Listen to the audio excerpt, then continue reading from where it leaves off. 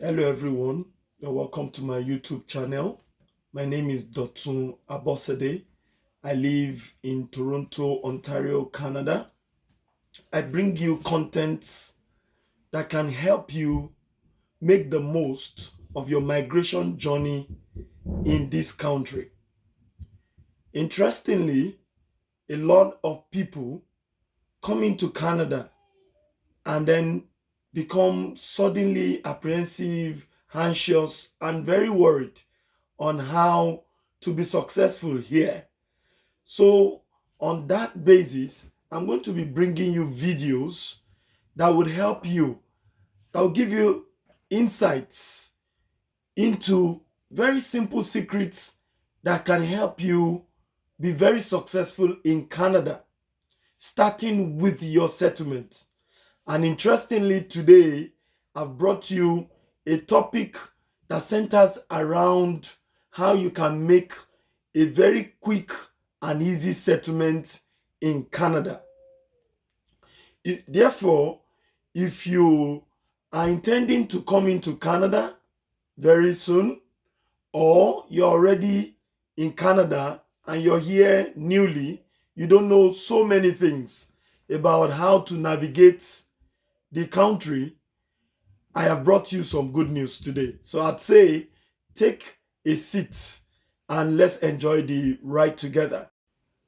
At this point, I expect that you would have arranged your accommodation, maybe temporary or where you're going to be living for a long time in Canada. So now you've arrived at the airport in Canada. The first thing I advise you to get when you arrive at the airport is a SIM card. So to that extent, I will encourage you that you come into Canada with a, a phone that can work in Canada. Not all phones work in Canada. If you go online, there's there's a whole lot of material out there online that can help you know what phones you can bring into Canada and would work for you. So I assume at this point that you already have such phones, and as such, I encourage you to immediately try and get a SIM card at the airport, because if you do that, then it helps to fast track many things you're going to be doing. You cannot do, without which you can't do those things. If you don't have a phone uh, number, you cannot. You need to be contacted, and you need to be able to contact people within Canada, I expect, and even people back home. So that's the first thing I advise you to do. The next thing I advise you to do, which you also can do at the airport, is to get your SIN. That's your SIN. It's not sin in terms of doing something wrong, but it means your social insurance number.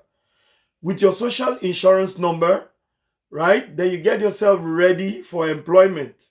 So when you get a job, it's through your social insurance number that you get paid. It is through your social insurance number that you're able to file your taxes and do so many more things. So that's the second thing I advise you to get, which I also know you can get, as I said, at the airport. Then the third thing I expect you to get, or I advise you to get once you come into Canada, is your bank account. Try to get a bank account as quickly as possible. In many cases, you can actually get this right at the airport. There are banks that have their stands at the airport. This is not a paid advert in any way, but there are banks there, so you can check them out. And should you not be able to achieve that at the airport, when you get into Canada, make it one of the first things you want to get to do. Okay? So you get your bank account. There are different types of bank accounts depending on your status in Canada. If you're a student, many banks have very special bank accounts, some which affords you some charges and the rest. So, but you can explore and make a good decision on the bank account because it's so important. Then at this point, once you get your bank account, then you'll be ready to be transferred to your accommodation. So at this point, you can arrange your accommodation. I call it the fourth thing. You can arrange your transfer to your accommodation. Now, that can be done through different means or modes of transportation. You can go from the airport by rail, by taxi, and the rest. You can use Uber, you can use Lyft, you can use all manner of ways to go. You can also have a personal arrangement with your friends, family, and loved ones. They can move you to where you are to be lodged or where you are to live and all that. So now that helps me to wrap up the part on what you can do while still at the airport. Then I move on to the second part of this talk. And under this, I have 8 very strong points for you to consider. Now, at this point, in case you're yet to subscribe, please hit the subscribe button, like, and share this video. Thank you. Now, the first point I'll be talking about is that you must understand the conditions of your permit in Canada and religiously stick to that. As in, I say that with all sense of responsibility, right? You must understand what permits you came into the country with and what are the things, the privileges, and the rest that accrue to that, and you must stick to that. If you're a student, you must know. If you come on a closed or open work permit, you must understand as well. And if you're a landed immigrant, i.e., you came in with a permanent residency, you must also know, because each and every one of these grants you different level of rights and privileges in the country, and they also have different other conditions that are attached to them, because you also do not want to make a mess of the opportunity that's been given to you, to come into the country. Because the worst part is that at the point when you feel you're getting settled in Canada, right, it might come back to haunt you if you don't stick to the terms or the conditions of your permit. Then the second thing I'll be talking about is if you came into the country as a parent and then you have children with you, I would advise you to quickly look for or search for schools or daycares for your children, particularly if your children are within the school age.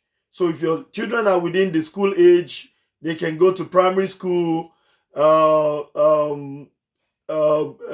middle school, and high school in Canada free of charge in most cases. But don't take my word for it. Please confirm, get details, and then, because you don't also want to come into the country and then you have your children unable to go to school, and that might be one of the beginning of frustrations that you may have while you're trying to settle down, get a job, and the rest of things, and then kids are not going to school. So I advise you, look around. There's usually a school not too far away from wherever you live in Canada. That is how it's been planned. So please make the most of this. Then the third thing I'd say is that you need to put up a simple, value-driven Canada-ready resume. So by this, I mean that you need to tailor your resume. You need to get a resume that is in the Canadian style. So you might be coming from different climes, different places that have different preferences. you also need to understand the things that employers in Canada are looking out for in your resume. So you need to take your time to do this.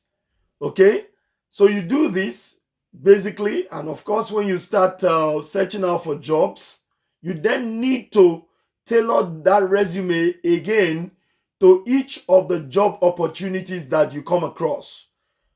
Okay, and then by and by you also prepare for your interview. So altogether, I see that under my third point, which is that you should put together a Canada ready resume. Then the fourth thing I'd say is that you need to fix your mobility. It is critical that you fix your mobility. With Canada boasting the second largest, landmass in the world, you would understand that is a huge space as a country. So a whole lot of places are far apart. Cities are far from themselves. Towns are far apart. Workplaces are far apart from where people live sometimes. So many such factors come to play. So it's so important for you to fix your mobility.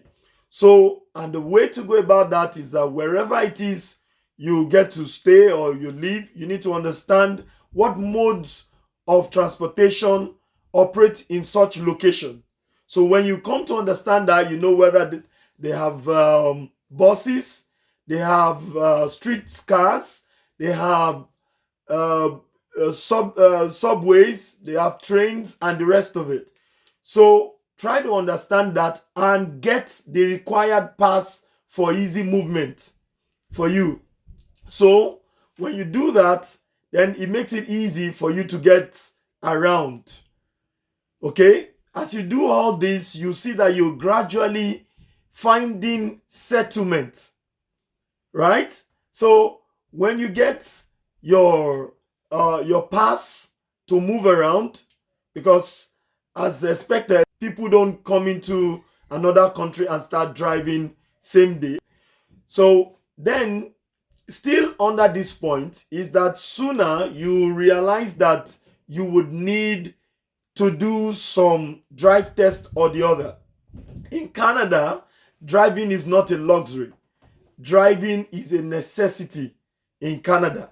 So whatever the province, whatever the city that you live in, it's going to be very important for you to find out how to write your drive test. Okay, could be written plus practical and the likes. So because also there are jobs that you may not be able to get in Canada if you do not drive. So that is why it's so important for you to fix your mobility as quickly as you can. Then the sixth thing I'd like to tell you is you need to dress for the weather. Dress for the weather. Because here in Canada, you have changing weathers. You have different climate, different seasons. You have the fall, you have the winter, and you have the summer. So each of these seasons require that you dress appropriately. You don't want to get yourself unnecessarily exposed to the elements. You need to live healthy to be able to make success of your journey in Canada. So I advise you that you can go online, you can also window shop. There's so many malls around. Go around, window shop. You can get very affordable gears for different seasons. And by gears, I mean your cap, your hats, your sweaters, your jackets, your boots, your shoes, and the rest of things that you're going to need for the different weather, especially the winter. The winter can be so biting in Canada. So it's very critical that you do your best to get ready for it. The next thing I'd like to say is that you need to be open-minded. You're now in Canada. You've left so many things behind. Now, having put in so much into this journey, right, you also want to make a success of it. And which is part of the reason why I'm doing this video, by the way, is that you must be open-minded, because when you come into Canada, you meet people from different backgrounds, different ethnicities, and the rest. So you must be prepared, one, to meet, two, to relate with, three, to work with, sometimes to live with people of different backgrounds and ethnicities, experiences, and choices, and all of that. So, because for all you care, your network in Canada may be your net worth, right? Your network in Canada is most likely going to also define, in one way or the other, what you have as your net worth. So don't joke with meeting people, relating to people, and all that if you want to be successful in Canada. If you come into Canada and you want to be successful, you cannot be reclusive. You cannot be that person who say, oh, I'm an introvert, I don't talk to no one, this, that. Because that next person might be the one to help you get, or that has the link, that has the link to help you, with your next job. Okay? So, having done that, then the next thing I would like to tell you about is similar to that, which is that get a community. It can be very lonely in Canada, especially if you have come as a single person. It can be extremely lonely, particularly in the winter months. It can be very lonely. So I advise you, get a community of friends. It can be people from where you work, people from your school, people around where you live, or people that you knew from way back, from where you have come from, and the rest. It can be people you have just met and you formed relationships with. So have a community, have people that you can, you can be with, you can give a call to when you feel down, and the rest of that, because that will help you psychologically and help you to, gradually settle into Canada. I believe that at this time, once you're doing all of this, you will begin to find yourself settling into Canada and getting ready for the next journey, which is going to talk about success. Now, the final thing I'm going to say, is that put your journey before God. Interestingly, I'm a Christian, and of course, unapologetically so. This helps me, and that's why I'm advising to please put your journey before God. Now, at this point, I'd like to say again that if you're yet to subscribe, please subscribe to the channel so that you would see notifications when I drop the next video. Also, like and share. Until I see you again, stay blessed.